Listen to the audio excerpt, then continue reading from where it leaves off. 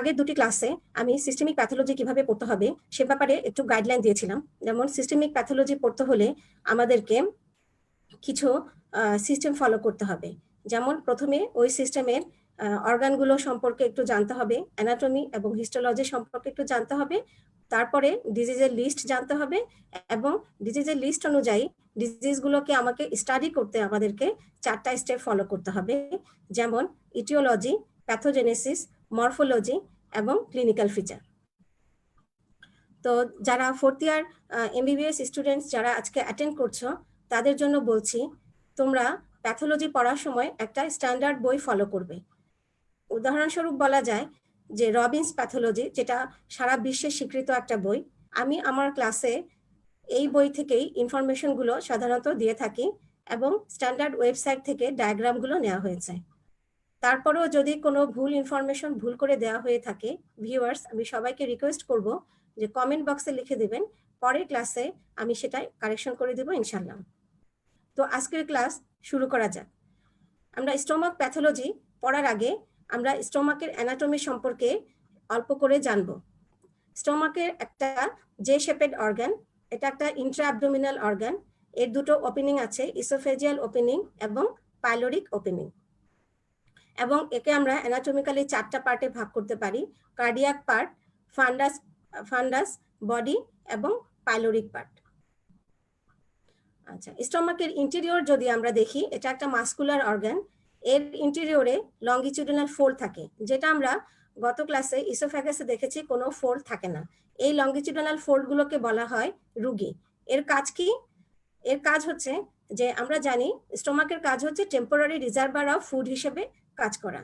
যেমন ইসোফেগাস থেকে যখন বোলাস অফ ফুডটা স্টোমাকে আসে তখন স্টোমাককে ডিস্টেনশন করতে হয়, আবার যখন স্টোমাকে ফুডটা ডিউডেনামে চলে যায় তখন স্টোমাকটা কন্ট্রাক্টেড হয়। এই যে ডিস্টেনশন এবং কন্ট্রাকশনের সুবিধার্থে এই মিউকোজাল ফোল্ডগুলো হেল্প করে। স্টোমাকের যে 4টা পার্ট আমরা বলেছি সেটা হচ্ছে কার্ডিয়াক পার্ট, ফান্ডাস, বডি এবং পাইলোরাস পার্ট।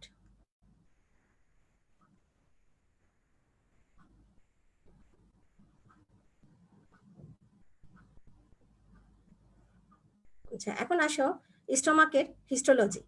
স্টোমাকের হিস্টোলজিতে যদিও অ্যানাটমিক্যালি স্টোমাককে আমরা 4টা পার্টে ভাগ করেছি, কিন্তু কার্ডিয়াক পার্ট এবং পাইলোরিক পার্টের যে গ্ল্যান্ডসগুলো সেগুলো দেখতে একই রকম, আবার ফান্ডাস এবং বডির যে পার্টগুলো সেগুলো দেখতে একই রকম। তো সেজন্য হিস্টোলজিক্যালি আমরা দুটো পার্টে ভাগ করব। তো প্রথমে আসি লাইনিং এপিথেলিয়াম। আমরা জানি জিআই ট্র্যাক্টের অর্গানগুলোতে ওয়ালে 4টা লেয়ার থাকে: লাইনিং এপিথেলিয়াম, ল্যামিনা প্রোপ্রিয়া, তারপরে মাস্কুলারিস মিউকোসা, সাবমিউকোজা, মাস্কুলারিস প্রোপ্রিয়া এবং সবার শেষে সেরোসা। তো লাইনিং এপিথেলিয়াম স্টোমাকের পুরো পার্টে, ফান্ডাস এবং পাইলোরাসে, এটা হচ্ছে টল কলামনার এপিথেলিয়াম। এখানে দেখা যাচ্ছে এপিথেলিয়াল সেলগুলো পাশাপাশি সাজানো, বেজালি লোকেটেড স্মল নিউক্লিয়াস।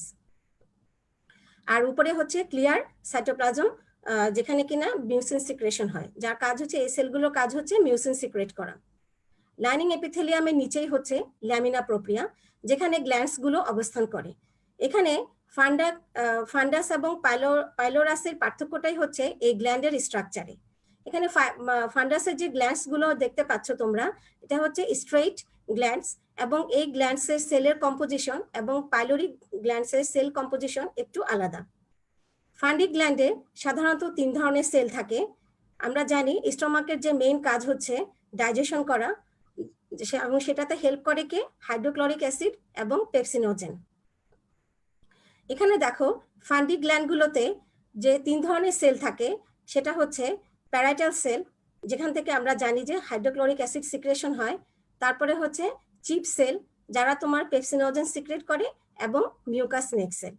তাহলে এই 3 ধরনের সেল সাধারণত ফান্ডিক গ্ল্যান্ডের লাইনিং এপিথেলিয়ামে থাকে, এবং এই গ্ল্যান্ডের সিক্রেশনগুলো এখানে দেখো একটা গর্তের মতো জায়গায় সিক্রেশনটা ওপেন হচ্ছে, এটাকে বলা হচ্ছে গ্যাস্ট্রিক পিট। এই গ্যাস্ট্রিক পিটগুলো ওপেন হচ্ছে সারফেস এপিথেলিয়ামের ফাঁকে ফাঁকে। তাহলে সারফেস এপিথেলিয়ামের লাইনিং এ যে কলামনার সেলগুলো থাকে, গ্যাস্ট্রিক পিটের লাইনিং এও সেই একই কলামনার সেল থাকে। আর গ্যাস্ট্রিক গ্ল্যান্ডসের লাইনিং এ 3 ধরনের সেল পাওয়া যায়, বিশেষ করে ফান্ডিক গ্ল্যান্ডে সেটা হচ্ছে মিউকাস নেক সেল, প্যারাইটাল সেল এবং চিপ সেল। কিন্তু পাইলোরাসে গেলে আমরা এই 3 ধরনের সেল পাবো না। পাইলোরিক গ্ল্যান্ডগুলো শুধু টিউবুলার গ্ল্যান্ড এবং তাদের কম্পোজিশন হচ্ছে শুধু মিউসিন সিক্রেটিং সেলস। এখানে পাইলোরিক গ্ল্যান্ডসে পাইলোরিক পার্ট এবং ফান্ডিক পার্টের হিস্টোলজি জানার একটা উদ্দেশ্য হলো কি, যে স্টোমাকের যে বিভিন্ন প্যাথোলজিগুলো সেগুলো কোনোটা বডি এবং ফান্ডাসকে এফেক্ট করে এবং কোনোটা পাইলোরিক পার্টে বেশি দেখা যায়। যেমন Helicobacter pylori gastritis, peptic ulcer, এগুলো বেশিরভাগ ক্ষেত্রে অ্যান্ট্রাম বা পাইলোরিক পার্টে বেশি দেখা যায়। আবার অটোইমিউন গ্যাস্ট্রাইটিস, এই ডিজিজটা বেশিরভাগ ক্ষেত্রে দেখা যায় বডিতে আক্রমণ করে। এই আমরা শর্ট হিস্টোলজি জেনে নিলাম। এখন আসো জিআই ট্র্যাক্টের প্যাথোলজি জানতে গেলে আমাদের অনেকগুলো টেকনিক অ্যাপ্লাই করতে হয়। আমরা যেহেতু স্টমাক একটা ইন্টারনাল অর্গান, এখান থেকে খুব সহজেই টিস্যু স্যাম্পল কালেকশন করা যায় না হিস্টোপ্যাথোলজির জন্য। তো সেজন্য আমাদেরকে একটা টেকনিক অ্যাপ্লাই করতে হয়। এই টেকনিকগুলোর মধ্যে সবচেয়ে নন ইনভেসিভ এবং ইজি প্রসিডিউর হচ্ছে এন্ডোস্কোপি। এখানে এন্ডোস্কোপি ওরাল ক্যাভিটি থেকে একটা ফাইবার অপটিক ম্যাটেরিয়ালের টিউব স্টমাক এবং ডিউডেনাম পর্যন্ত পাস করা হয়। এই টিউবটার সামনে একটা লাইট থাকে, যে লাইটের মাধ্যমে আমরা স্টমাকের ইন্টেরিয়রটা এবং ডিউডেনাম পর্যন্ত এর ইন্টেরিয়রটা আমরা খুব ভালোভাবে অবজার্ভ করতে পারি এবং এখানে কোনো প্যাথোলজিক্যাল লিশন আছে কিনা সেটা আমরা আইডেন্টিফাই করতে পারি। তো এখানে এই আমরা এন্ডোস্কোপির মাধ্যমে আপার জিআইটি প্যাথোলজি গুলো ডিটেক্ট করতে পারি, আর কোলোনোস্কোপির মাধ্যমে যেটা পাররেক্টাল রুটে ইন্ট্রোডিউস করা হয় আমরা লোয়ার জিআইটি প্যাথোলজি গুলো আইডেন্টিফাই করতে পারি। এখানে এন্ডোস্কোপি শুধুমাত্র ডায়াগনস্টিক পারপাসে সার্ভ করে না, এখানে দেখো যে বায়োপসি স্যাম্পলও আমরা কালেক্ট করতে পারি। আমরা যখন এন্ডোস্কোপির মাধ্যমে স্টমাকের ওয়ালে কোনো অ্যাবনর্মাল লিশন দেখতে পাবো, যেমন কোনো আলসার, কোনো ইরোশন, কোনো রেড প্যাচ বা হোয়াইট প্যাচ, অথবা কোনো পলিপ, অথবা কোনো নিউপ্লাস্টিক গ্রোথ, এগুলো যদি আমরা ওয়ালে দেখে থাকি তাহলে সেটা এই বায়োপসি সেখান থেকে আমরা বায়োপসি স্যাম্পল কালেক্ট করতে পারি। এই প্রসঙ্গে বলা যায় অনেক সময় এমবিবিএস প্রফেশনাল পরীক্ষায় বায়োপসি কি এটা সম্পর্কে জিজ্ঞাসা করা হয়। তো বায়োপসি কি, এটার উত্তরে বলতে হবে যে process of tissue sample collection from any organ, এটা হচ্ছে বায়োপসি। অর্থাৎ টিস্যু স্যাম্পল কালেকশনের যে পদ্ধতি সেটাই হচ্ছে বায়োপসি। তো বায়োপসি বিভিন্ন রকমের হয়, যেটা আমরা ফ্রিকোয়েন্টলি বলে থাকি সেটা হচ্ছে কোর নিডল বায়োপসি, যেমন আমরা লাংস, কিডনি, লিভারে আমরা কোর নিডল বায়োপসি করে থাকি। আরেকটা হচ্ছে কি ফাইন নিডল অ্যাসপিরেশন বায়োপসি, যেটাকে আমরা এফএনএসি বলে থাকি। তারপরে হচ্ছে তোমার cervix diagnosis, cervical pathology diagnosis করার জন্য আমরা লিভ বায়োপসি করে থাকি। এখানে আমরা এন্ডোস্কোপিক বায়োপসি দেখতে পাচ্ছি, এখানে আমরা এন্ডোস্কোপিক বায়োপসির মাধ্যমে আমরা জিআই প্যাথোলজি গুলো ডায়াগনোসিস করতে পারি। আচ্ছা, এই বায়োপসি ছাড়াও এন্ডোস্কোপি প্রসিডিউরের আরো কিছু ইউজ আছে। যেমন যদি উদাহরণ দেই, যে ইসোফ্যাগাসের ডিজিজ আমরা গত ক্লাসে পড়েছি, যে লোয়ার ইসোফ্যাগাসে তোমরা জানো যে এটা একটা পোর্টো সিস্টেমিক অ্যানাস্টোমোসিসের একটা জায়গা। অর্থাৎ কোনো কারণে লিভার সিরোসিস পেশেন্টদের যদি পোর্টাল হাইপারটেনশন ডেভেলপ করে তাহলে ইসোফেজিয়ার যে ভেইনস গুলো আছে সেগুলো ডাইলেটেড হবে, কনজেস্টেড হবে, এগুলোকে বলা হয় ইসোফেজিয়াল ভ্যারিসেস। অনেক সময় পোর্টাল হাইপারটেনশনের কারণে এই ভ্যারিসিয়াল রাপচার হয়ে পেশেন্টের ইমার্জেন্সি ডেভেলপ করতে পারে, হেমাটেমেসিস হতে পারে। তো সেক্ষেত্রে এই এন্ডোস্কোপির মাধ্যমে আমরা সেই ইসোফেজিয়াল ভ্যারিসেসটা লাইগেট করে দেওয়া যায়, পেশেন্টকে ম্যানেজ করা যায়। এছাড়াও আজকাল আধুনিক প্রযুক্তির মাধ্যমে এন্ডোস্কোপিক আল্ট্রাসাউন্ডও এখনো দেখা বিভিন্ন জায়গায় টেকনিক অ্যাপ্লাই করা হচ্ছে, যাতে করে জিআই প্যাথোলজি গুলো আরো ভালোভাবে ডায়াগনোসিস করা যায়। তো এই ছবিটা হচ্ছে যে এন্ডোস্কোপিতে আমরা স্টমাককে কিভাবে আইডেন্টিফাই করব। আমরা স্টমাকের বডিটা চিনতে পারবো যে লঙ্গিটিউডিনাল ফোল্ড বা রিজ গুলো দেখে, বা যেগুলোকে আমরা রুগী বলি। তারপরে আমরা পাইলোরিক ওপেনিংটা দেখতে পাচ্ছি এবং অ্যান্ট্রাম, যেই পথ দিয়ে এটা ডিউডেনামে এন্ট্রি করবে এন্ডোস্কোপটা, সেটা হচ্ছে পাইলোরিক অ্যান্ট্রাম। আচ্ছা, এখন আমরা এন্ডোস্কোপিক ভিউ এবং হিস্টোলজি অফ স্টমাক একটু জানলাম। এখন আমরা আসি আমাদের মেইন আলোচনা, যেটা হচ্ছে স্টমাকের প্যাথোলজি। তো প্যাথোলজি বলতে গেলে প্রথমে আসো ক্লাসিফিকেশন অফ স্টমাক প্যাথোলজি। তো ক্লাসিফিকেশনের আমি একটা ফর্মুলা বলে দিয়েছিলাম। আমরা জানি প্রায় প্রতিটা অর্গানে কিছু কনজেনিটাল অ্যানোমালি থাকে, কিছু ইনফ্ল্যামেটরি ডিজিজ থাকে, কিছু autoimmune disease, genetic disease due to haemodynamic derangement এবং নিউপ্লাস্টিক ডিজিজ থাকে। তো স্টমাকেও অনেক ধরনের ডিজিজে থাকে। আমরা মেইন যে কয়েকটা ডিজিজ আজকে আলোচনা করব সেগুলো হচ্ছে congenital anomaly, inflammatory condition of stomach that is gastritis, peptic ulcer disease যেটা কিনা খুব কমন ডিজিজ, এবং গ্যাস্ট্রিক টিউমার। তো স্টমাকের কনজেনিটাল অ্যানোমালি, খুব কমন কনজেনিটাল অ্যানোমালি একটা হচ্ছে কনজেনিটাল হাইপারট্রফিক পাইলোরিক স্টেনোসিস। তো এটা প্রায় দেখা যায় বাচ্চারা জন্মের পরে প্রজেক্টাইল ভমিটিং এবং অ্যাবডোমিনাল ম্যাস নিয়ে ক্লিনিক্যালি প্রেজেন্ট করে। তো এখানে প্যাথোজেনেসিসটা হচ্ছে কি, যে স্টমাকের পাইলোরিক পার্টে যে মাসেল লেয়ারটা থাকে, আমরা হিস্টোলজিতে দেখে এসেছি যে থিক একটা মাসেল লেয়ার থাকে, এবং এই মাসেলের দুটো টাইপ, ইনার লঙ্গিটিউডাল এবং আউটার সার্কুলার লেয়ার। এই মাসেল সেলগুলো হাইপারট্রফি হয়ে যায় এবং এতে করে লুমেনটা ন্যারো হয়ে যায়। এটাকেই বলা হচ্ছে পাইলোরিক স্টেনোসিস। তো পেশেন্ট যখন ক্লিনিক্যাল ফিচার যেমন প্রজেক্টাইল ভমিটিং এবং অ্যাবডোমিনাল মাস নিয়ে আসে, তখন আলট্রাসোনোগ্রাফি করে এই মাসেল থিকনেসটা দেখা যায় এবং পাইলোরোমায়োটমি এই অপারেশন করে বা মাসেল স্প্লিটিং করে পেশেন্টকে রিলিভ করা যায়। আরেকটা কনজেনিটাল অ্যানোমালি হচ্ছে হেটেরোটপিক প্যানক্রিয়াস। আমরা গত ক্লাসেও বলেছি যে প্যানক্রিয়াসের টিস্যু বিভিন্ন টিস্যুতে স্ট্রোমা বা ওয়ালে থাকতে পারে। যেমন এখানে স্টমাকের মিওকোসা, নর্মাল মিওকোসা, তার নিচে যেখানে ল্যামিনা প্রোপ্রিয়াতে গ্ল্যান্ড থাকার কথা, সেখানে আমরা প্যানক্রিয়াটিক ডাক্ট এবং অ্যাসেনাই এই স্ট্রাকচারগুলো দেখা যাচ্ছে, এবং এই স্ট্রাকচারগুলো হচ্ছে ম্যাচিউর প্যানক্রিয়াটিক টিস্যু। তো এখানে এখানে সমস্যা যেটা হয় যে এটা কোনো পলিপ বা কোনো আলসারেটিভ লেশন হিসেবে ক্লিনিক্যালি প্রেজেন্ট করতে পারে। আমরা বায়োপসি করে এখানে প্যানক্রিয়াটিক টিস্যু আইডেন্টিফাই করতে পারি। তো এখানে কমপ্লিকেশন যেটা হয় যে প্যানক্রিয়াটিক ডিজিজগুলো যেমন প্যানক্রিয়াটাইটিস, প্যানক্রিয়াটিক স্টোন বা প্যানক্রিয়াটিক নিওপ্লাজম, যে কোনো ডিজিজই এখানে হতে পারে যেহেতু এটা ম্যাচিউর প্যানক্রিয়াটিক টিস্যু। আচ্ছা, এখন আসো আরেকটা ক্যাটাগরি অফ ডিজিজ, গ্যাস্ট্রাইটিস। তোমাদের যখন পরীক্ষায় জিজ্ঞাসা করা হয় যে হোয়াট ইজ গ্যাস্ট্রাইটিস, খুব সিম্পল আনসার যে ইনফ্লামেশন অফ স্টমাক ওয়াল বা টিস্যু, সেটাকে আমরা বলবো গ্যাস্ট্রাইটিস। এবং এটা টাইপ করার রকমে দুই রকম, যেহেতু ইনফ্লামেশনের দুটো টাইপ আছে, অ্যাকিউট ইনফ্লামেশন এবং ক্রনিক ইনফ্লামেশন, সেহেতু গ্যাস্ট্রাইটিসও দুই রকম হবে, অ্যাকিউট গ্যাস্ট্রাইটিস এবং ক্রনিক গ্যাস্ট্রাইটিস। এখন আমরা ডেফিনিশন বলতে গেলে যে গ্যাস্ট্রাইটিস আমরা কখন বলবো, ইনফ্লামেশন অফ স্টমাক ওয়াল এটা খুব সহজেই বলা যায়, এবং তার সাথে এখানে বলতে হবে যে মিউকোজাল ইনজুরি থাকবে।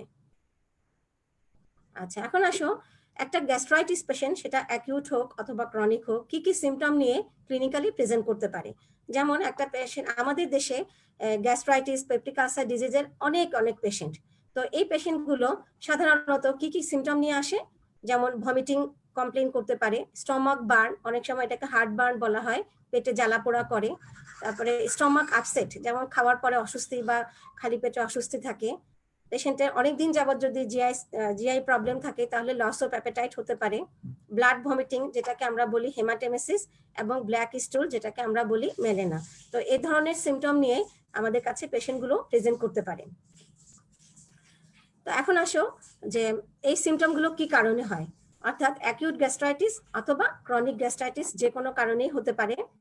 তো অ্যাকিউট গ্যাস্ট্রাইটিস আমরা কখন বলবো, আমরা অ্যাকিউট ইনফ্লামেশনের ডেফিনিশন জানি যে ইনফ্লামেশনের ডেফিনিশন হচ্ছে কি, যে response of vascularised tissue towards injurious stimuli, অর্থাৎ যে কোনো ভাস্কুলারাইজড টিস্যুতে যদি কোনো ফরেন বডি বা কোনো ইনজুরিয়াস স্টিমুলাই ইরিটেট করে, তখন যে রেসপন্সটা হবে ওই টিস্যুতে সেটাকে আমরা বলি ইনফ্লামেশন, খুব ছোট করে বলতে গেলে। তো এই ইনফ্লামেশন অনেক সময় দেখা যায় খুব র্যাপিড রেসপন্সটা হয়, যেমন যদি সিভিয়ার ইনজুরি হয়, রেসপন্সটা হবে অনেক তাড়াতাড়ি, র্যাপিড, এবং অনেক অল্প সময় ধরে থাকবে, শর্ট ডিউরেশন। এবং এখানে কি হবে, অ্যাকিউট ইনফ্ল্যামেটরি সেল, বিশেষ করে নিউট্রোফিল অ্যাকুমুলেশন হবে। তো সেই ক্ষেত্রে এটাকে আমরা ডায়াগনোসিস করব অ্যাকিউট ইনফ্ল্যামেশন হিসেবে। তাহলে যদি আমি রিপিট করছি যে অ্যাকিউট ইনফ্ল্যামেশন বলতে গেলে আমরা বুঝবো যে short term response of connective tissue বা vascularised tissue towards stimulation with neutrophilic infiltrate. আর যখন এই ভাস্কুলারাইজড টিস্যুর রেসপন্সটা ইনজুরিয়াস স্টিমুলাইয়ের জন্য যদি লং স্ট্যান্ডিং হয়, অনেক দিন ধরে ইনফ্লামেশনটা চলতে থাকে, এবং ক্রনিক ইনফ্লামেটরি সেল, বিশেষ করে লিম্ফোসাইট, ম্যাক্রোফেজ, প্লাজমা সেল, এগুলো যখন অ্যাকুমুলেশন হয় তখন আমরা সেটাকে বলি ক্রনিক ইনফ্লামেশন। তো গ্যাস্ট্রাইটিসের ক্ষেত্রেও আমরা যখন দেখব যে শর্ট টার্ম ইনফ্লামেশন থাকে এবং স্টমাকের ল্যামিনা প্রোপ্রিয়াতে নিউট্রোফিলিক ইনফিলট্রেট থাকবে, তখন আমরা বলবো অ্যাকিউট ইনফ্লামেশন। আর যদি দেখি যে রেসপন্সটা অনেক দিন যাবত হচ্ছে এবং মনোনিউক্লিয়ার সেল ইনফিলট্রেশন হচ্ছে, সাথে গ্যাস্ট্রিক অ্যাট্রফি থাকতেছে গ্ল্যান্ডগুলোতে, তখন আমরা বলবো ক্রনিক গ্যাস্ট্রাইটিস। তাহলে অ্যাকিউট গ্যাস্ট্রাইটিস বলতে আমরা কি বুঝি? Acute mucosal inflammatory process with neutrophilic infiltrate, এবং এই রেসপন্সটা হবে ট্রানজিয়েন্ট। কেন হবে, কেন অ্যাকিউটলি স্টমাক ওয়ালটা ইনফ্লামড হবে? যদি আমরা কারণগুলো বলতে চাই কি কি হচ্ছে, যেমন heavy use of এনএসআইডস।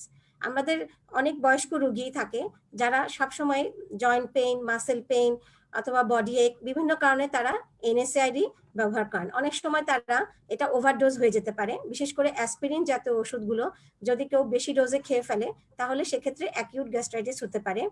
Excessive alcohol consumption, heavy smoking, severe stress যেমন ট্রমা, বার্ন, সার্জারি, কোনো অর্গানে যদি ইস্কেমিয়া হয়, এবং ইনফেকশন। তো এই জিনিসগুলোর কারণে হচ্ছে স্টোমাকের যে মিউকোজাল সেলগুলো থাকে সেগুলোতে ইনজুরি হবে, এবং যেহেতু স্টোমাক একটা ভাস্কুলারাইজ টিস্যু সেহেতু এর রেসপন্সটা খুব তাড়াতাড়ি হবে, এবং সেখানে ভেসেল থেকে অ্যাকিউট ইনফ্লামেটরি সেলগুলো এসে ল্যামিনা প্রক্রিয়াতে অ্যাকুমুলেশন হবে। এটাকেই আমরা বলছি অ্যাকিউট ইনফ্লামেশন। আমরা যদি এন্ডোস্কোপিতে দেখি যে অ্যাকিউট গ্যাস্ট্রাইটিসের একটা পেশেন্টকে তার স্টোমাকটা কেমন দেখা যাবে, এখানে আমরা স্টোমাকের বডি আইডেন্টিফাই করতে পারছি যে মিউকোজাল ফোল্ডটা দেখে, এবং এখানে আমরা মাল্টিপল হেমোরেজিক স্পট দেখতে পাচ্ছি, অর্থাৎ এখানে অ্যাকিউট ইনফ্লামেশনের সাথে হেমোরেজ হয়েছে। আমরা যদি এখান থেকে বায়োপসি নিয়ে হিস্টোপ্যাথোলজি করি তাহলে আমরা অ্যাকিউট গ্যাস্ট্রাইটিস কিভাবে ডায়াগনোসিস করব?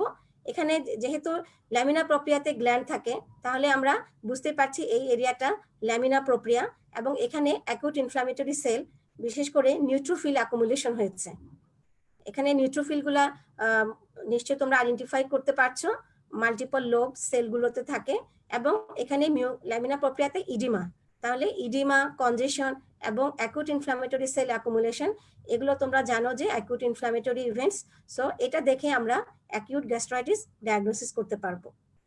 এখন যখন আমরা বায়োপসি করে এটাকে ডায়াগনোসিস দিব যে অ্যাকিউট গ্যাস্ট্রাইটিস, পেশেন্টকে আমরা হিস্ট্রি নিয়ে কোন কজে অ্যাকিউট গ্যাস্ট্রাইটিস হয়েছে সেভাবে আমরা ম্যানেজ করব।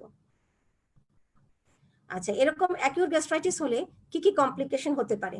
যেমন হেমোরেজ, ইমিডিয়েট কমপ্লিকেশন হতে পারে হেমোরেজ, ওয়ালটা পারফোরেশন হয়ে যেতে পারে, কোনো কারণে লুমেন অবস্ট্রাকশন হতে পারে, অথবা লং টার্ম সিকুয়ালি হিসেবে ম্যালিগনেন্সি বা ক্যান্সার ডেভেলপ করতে পারে।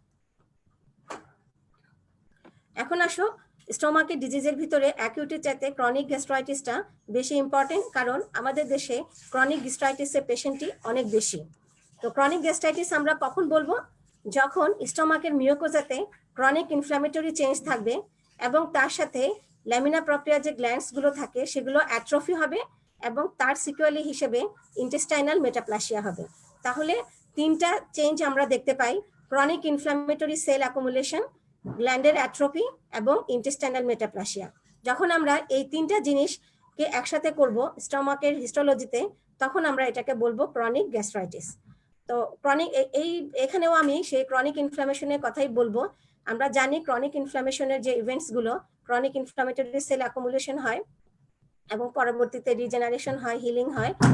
তারপরে এবং এখানে গ্যাস্ট্রিকের যে গ্ল্যান্ডস গুলো, সেখানে হচ্ছে কি যে অনেকদিন যাবত ইনফ্লামেটরি স্টিমুলাই পেতে পেতে এর ফাংশনটা কমে যায়, গ্ল্যান্ডুলার অ্যাট্রফি হয়, এবং এই অ্যাট্রফিক গ্ল্যান্ডের মধ্যে যখন গবলেট সেল অ্যাপিয়ার করে, আমরা স্টোমাকের হিস্টোলজিতে দেখেছি কোনো গবলেট সেল থাকে না। তো যখন গবলেট সেল থাকে তখন আমরা সেটাকে ইন্টেস্টাইনাল মেটাপ্লাসিয়া হিসেবে ডায়াগনোসিস করে পারি। এবং এই ক্রনিক গ্যাস্ট্রাইটিসের ইম্পর্টেন্স হচ্ছে কি যে এখান থেকে in the long run gastric carcinoma develop করার একটা সম্ভাবনা থাকে। এখন আসো, এই ক্রনিক গ্যাস্ট্রাইটিসকে আমরা দুটো টাইপে ভাগ করেছি। একটা হচ্ছে অটোইমিউন গ্যাস্ট্রাইটিস বা টাইপ এ গ্যাস্ট্রাইটিস, এবং নন ইমিউন অথবা এন্ট্রাল গ্যাস্ট্রাইটিস বা টাইপ বি গ্যাস্ট্রাইটিস। আচ্ছা, এন্ট্রাল গ্যাস্ট্রাইটিস বা যেটাকে আমরা টাইপ বি গ্যাস্ট্রাইটিস বলে থাকি, এটাকে আমরা নন ইমিউন গ্যাস্ট্রাইটিসও বলতে পারি, যে এখানে কোনো ইমিউনোলজিক্যাল ফ্যাক্টর কাজ করে না। তো তাহলে এখানে কোন ফ্যাক্টরটা ইম্পর্টেন্ট? এখানে আমরা জানি স্টোমাকের জন্য একটা খুব কমন একটা ইম্পর্টেন্ট অর্গানিজম হচ্ছে হেলিকোব্যাক্টার পাইলোরি। তো এই হেলিকোব্যাক্টার পাইলোরি পরীক্ষা অনেক সময় জিজ্ঞাসা করা হয় যে স্টোমাকে কি কি লিশন করে। তো সে সে কি কি লিশন করে এই কোশ্চেন অ্যান্সারে বলতে হবে যে সে ক্রনিক গ্যাস্ট্রাইটিস করতে পারে, বিশেষ করে অ্যান্ট্রামে যেহেতু সে গ্যাস্ট্রাইটিসটা করে, অ্যান্ট্রাল গ্যাস্ট্রাইটিস করতে পারে, তারপর করতে পারে পেপটিক আলসার ডিজিজ, তারপরে হচ্ছে গ্যাস্ট্রিক লিম্ফোমা এবং গ্যাস্ট্রিক অ্যাডেনোকার্সিনোমা। তাহলে এই ডিজিজগুলো সাধারণত প্রত্যেকটা ডিজিজের সাথে হেলিকোব্যাক্টার পাইলোরির অ্যাসোসিয়েশন আছে। তো এখন হেলিকোব্যাক্টার পাইলোরি সম্পর্কে একটু বলি। এটা হচ্ছে একটা মোটাইল, এখানে আমরা ফ্লাজেল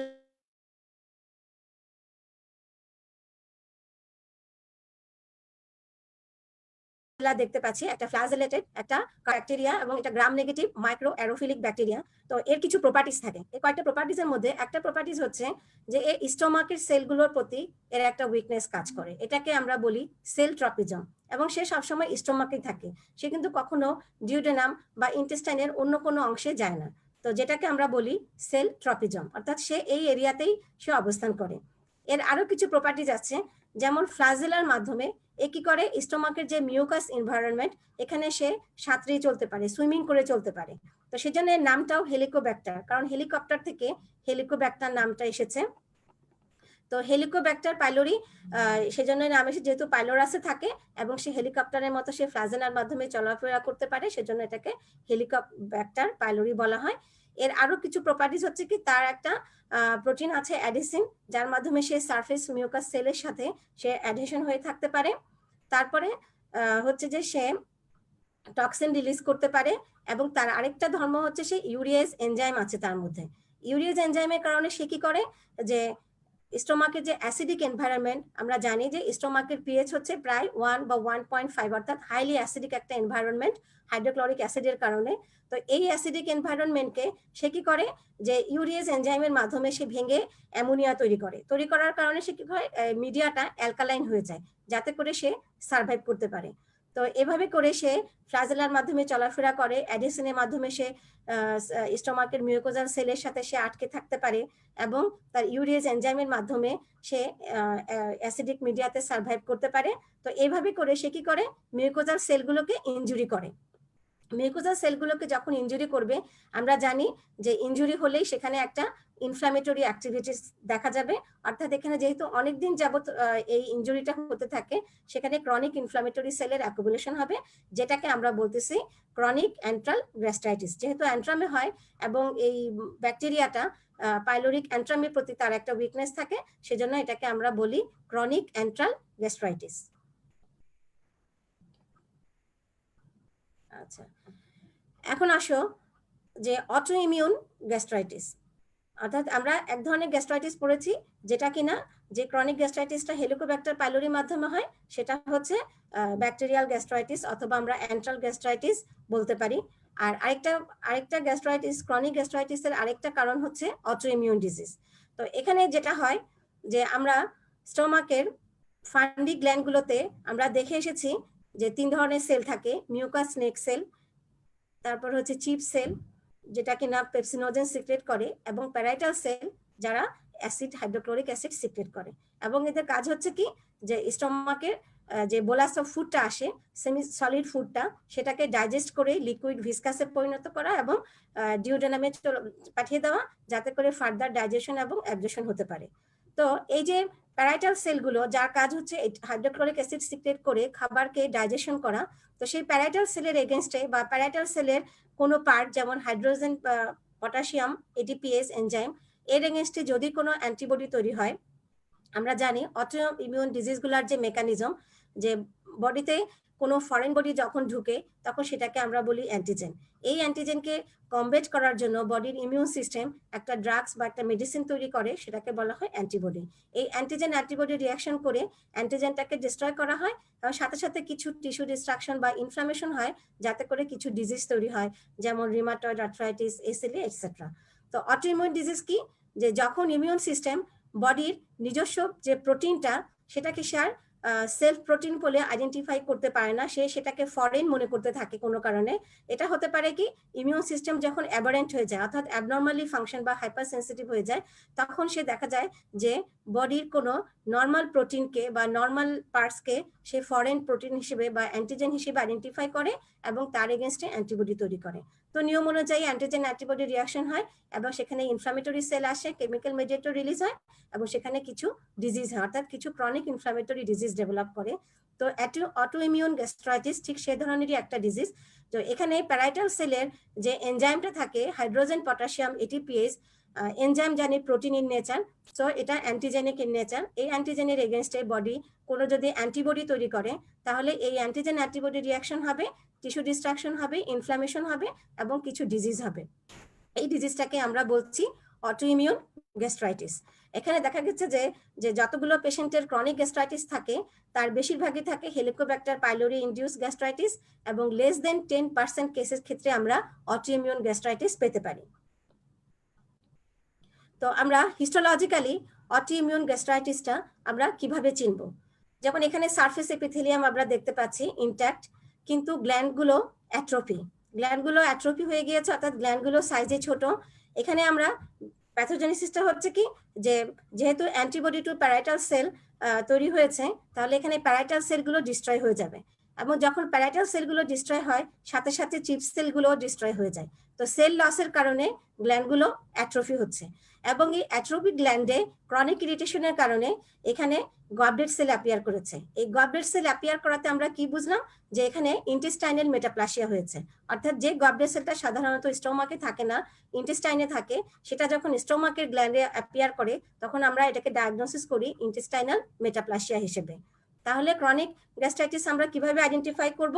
একটা হচ্ছে গ্ল্যান্ডুলার অ্যাট্রোফি, ল্যামিনার প্রক্রিয়াতে আমরা ক্রনিক ইনফ্লামেটরি সেলের অ্যাকুমুলেশন দেখতে পাচ্ছি এবং ক্রনিক ইনফ্লামেটরি সেল বিশেষ করে লিম্ফোসাইট অ্যাকুমুলেশন হয়ে অনেক সময় লিম্ফয়েড ফলিকলও ফর্ম করে এবং তার সাথে আমরা ইন্টেস্টাইনাল মেটাপ্লাসিয়া, এই তিনটা ফিচার দেখে আমরা ক্রনিক অটোইমিউন গ্যাস্ট্রাইটিস ডিজিজটাকে ডায়াগনোসিস করতে পারবো।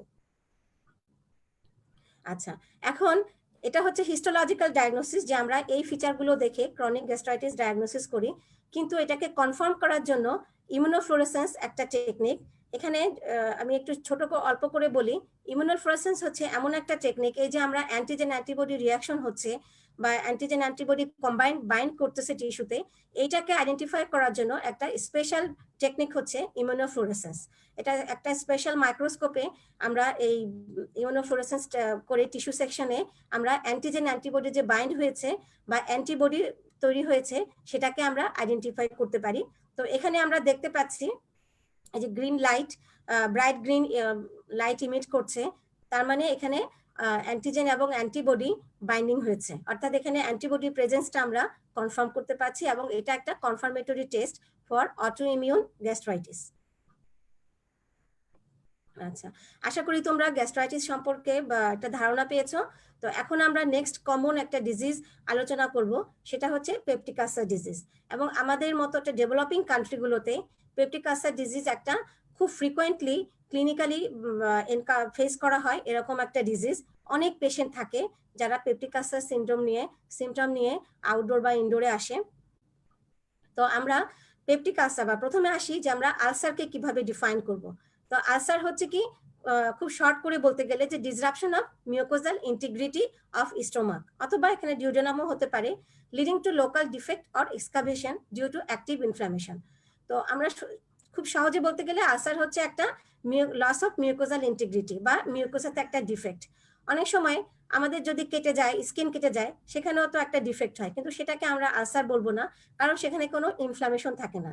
তাহলে আলসার বলতে গেলে যেই মিউকোজাল ডিফেক্টটা ইনফ্লামেশনের কারণে হয় সেটাকেই আমরা বলবো আলসার। এখানে আরেকটা কথা হচ্ছে, যেহেতু মিউকোজাতে 3টা লেয়ার থাকে, যে মিউকোজা লাইনিং এপিথেলিয়াম, তারপর হচ্ছে ল্যামিনা প্রোপ্রিয়া এবং মাস্কুলারিস মিউকোজা। তো আলসার হতে গেলে এখানে সবগুলো লেয়ারই ইনভলভ থাকবে এবং তার সাথে ইনফ্লামেটরি সেল থাকবে, কিন্তু যখন শুধু লাইনিং এপিথেলিয়ামটা যখন ডিসরাপশন হবে তখন আমরা সেটাকে আলসার না বলে বলবো ইরোশন। তাহলে শুধু পার্শিয়াল থিকনেস অফ মিউকোজাল ডিফেক্টকে আমরা বলি ইরোশন। আর পেপটিক আলসার কখন বলবো? যে এটা হচ্ছে জিআইটিতে এমন একটা আলসার যেটা কেন হয়, due to aggressive action of acid peptic juice. তাহলে আমরা জানি যে হাইড্রোক্লোরিক অ্যাসিড সিক্রেশন হয় প্যারাইটাল সেল থেকে এবং চিপ সেল থেকে পেপসিনোজেন সিক্রেশন হয়, এবং যখন এক্সেসিভ হাইড্রোক্লোরিক অ্যাসিড সিক্রেশন হয় তার কারণে যে আলসারটা হবে সেটাকেই আমরা বলবো পেপটিক আলসার। অর্থাৎ অ্যাসিড পেপটিক অ্যাকশনের কারণে যদি কোনো আলসার হয় সেটাকে আমরা বলবো পেপটিক আলসার।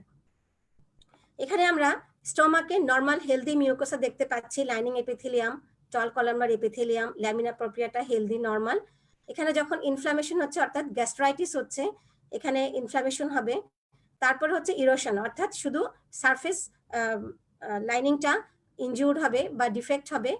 পরবর্তীতে যখন whole thickness of mucosa injured হবে তখন আমরা এটাকে বলবো পেপটিক আলসার। আচ্ছা, এখন আসো যে সবচেয়ে ইম্পর্টেন্ট কথা হচ্ছে যে এই পেপটিক আলসারটা কেন হয় এবং কিভাবে হয়। তা এখানে পেপটিক আলসারে তাহলে প্রথম কথা হচ্ছে আগে মিউকোজাল ইনজুরি হতে হবে। এখন কেন মিউকোজাল ইনজুরি হয় সেটাই আগে আমি ব্যাখ্যা করব। সেটা হচ্ছে আমরা জানি যে স্টোমাকে ডাইজেস্টিভ এনজাইম আছে এবং এই গ্যাস্ট্রিক অ্যাসিডিটি অর্থাৎ হাইড্রোক্লোরিক অ্যাসিড এবং পেপটিক এনজাইম এরা যখন পরিমাণে বেড়ে যায় তখন এরা স্টোমাকের মিউকোজাকে ইনজুরি করতে পারে, অর্থাৎ এরা মিউকোসার জন্য হার্মফুল। সেজন্য এদেরকে আমরা বলছি অ্যাগ্রেসিভ ফ্যাক্টর। এখন এই অ্যাসিডিটিকে নিউট্রালাইজ করার জন্য কি কি ফ্যাক্টর নর্মালি কাজ করে তোমরা জানো যে গ্যাস্ট্রিক যে সারফেস এপিথেলিয়াল সেলগুলো এরা মিউকাস সিক্রেশন করে এবং এই সিক্রেশনের মধ্যে বাইকার্বনেট প্রচুর পরিমাণে থাকে, যার কারণে এই সেলগুলো অ্যাসিডের ডাইজেশন হচ্ছে না।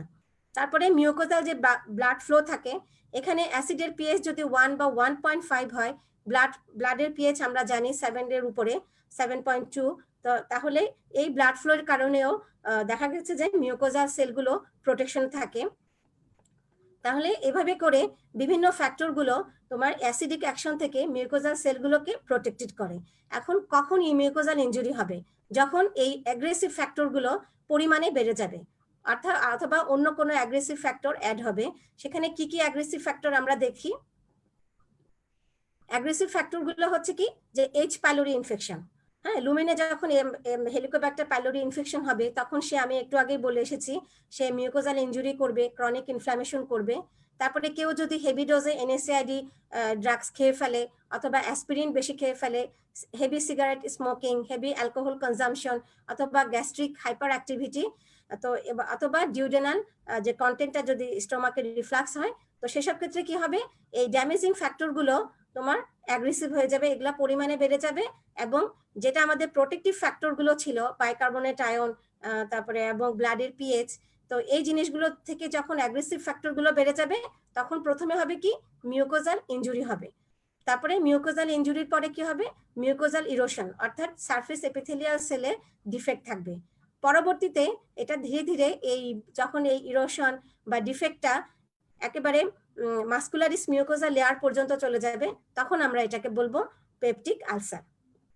তাহলে আলসার বলতে গেলে আমাদের বুঝতে হবে কি যে মিউকোজাল ডিফেক্ট উইথ, এবং এই আলসার বেজের নিচে আমরা অবশ্যই ইনফ্লামেটরি সেলের উপস্থিতি পাবো।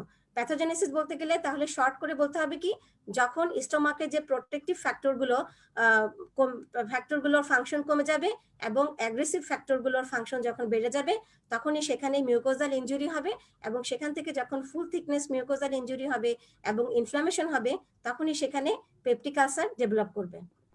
এখন যদি আমরা এই কি কি রিস্ক ফ্যাক্টর আমি আগেও বলেছি, সবচেয়ে common risk factor for peptic ulcer ডিজিজে সেটা হচ্ছে H pylori infection, excessive NSAID injection.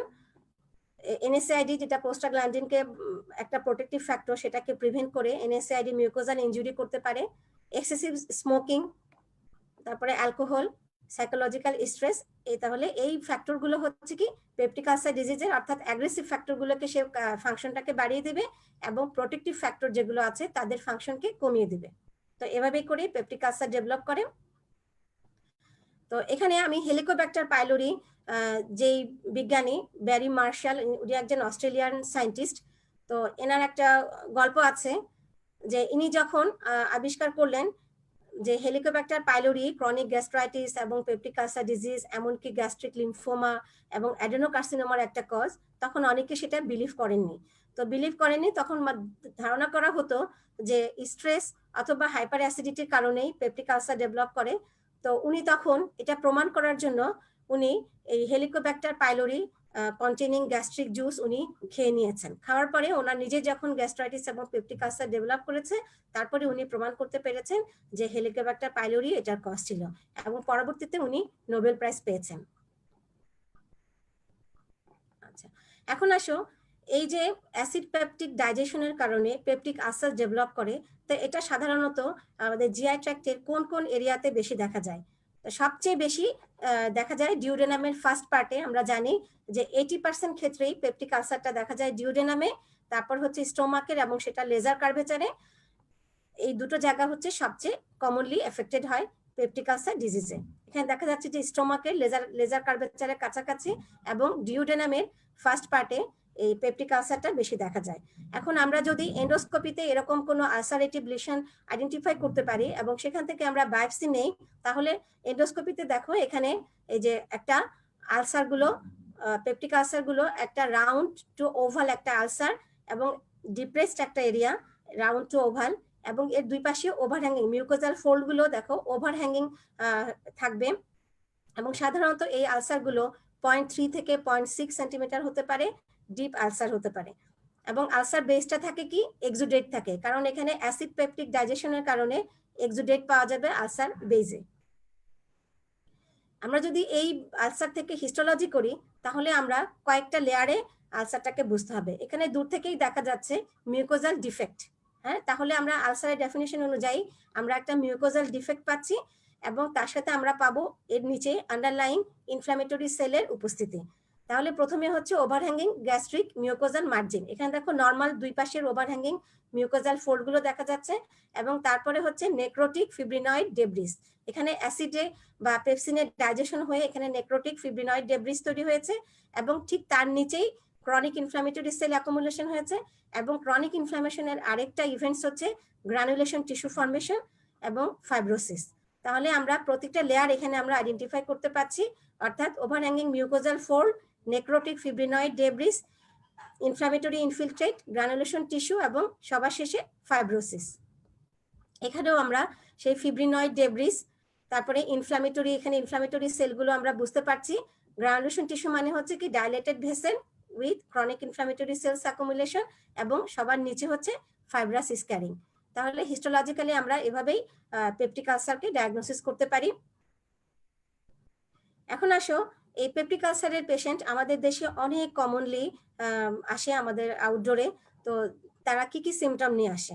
প্রথম হচ্ছে এপিগ্যাস্ট্রিক পেইন, তারপরে ডিসপেপসিয়া বা যেটাকে আমরা বলি বদহজম, belching, belching, bloating, abdominal distension. সে বলবে যে খাওয়ার পরে আমার অস্বস্তি লাগে, পেট ফোলা ফোলা লাগে।